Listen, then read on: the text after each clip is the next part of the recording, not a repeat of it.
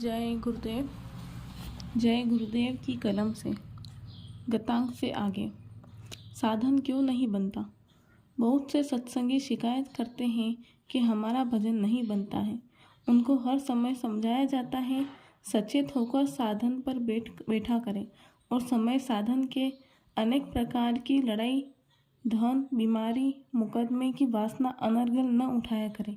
ऐसे समय में जीव उन्हीं तरंगों में बह जाता है और समझता है कि हम तो साधन पर बैठे थे, हमको क्यों दिखाई सुनाई नहीं दिया। चश्म बंदो, गोश बंदो, लव भी बंद।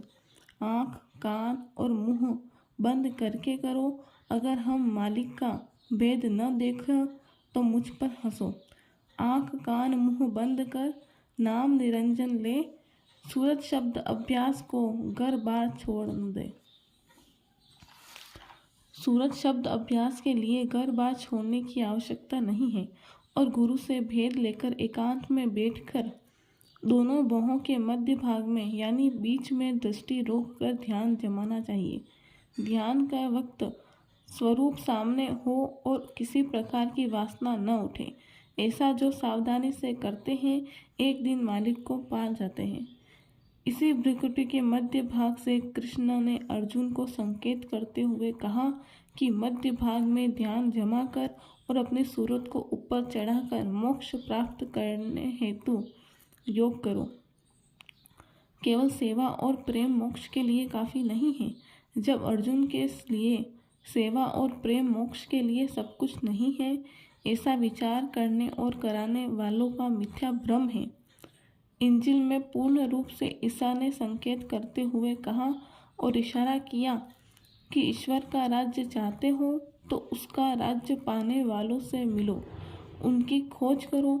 साफ यह भी लिखा कि पंछी और परिंदों को देखो कि वह कुछ बोते हैं और न काटते हैं, फिर भी आसमानी पिता उसको खिलाता है।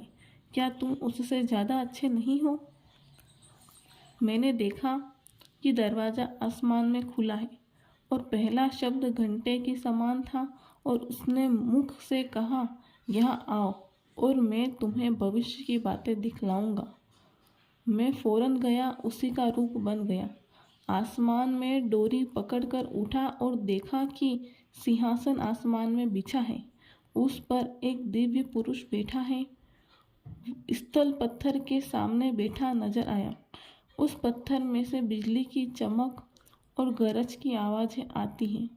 सिंहासन के सामने 7 दिए जल रहे थे जो खुदा की 7 रूहें थी। सबसे छोटा बनकर रहना असली दीनता है। जय गुरुदेव।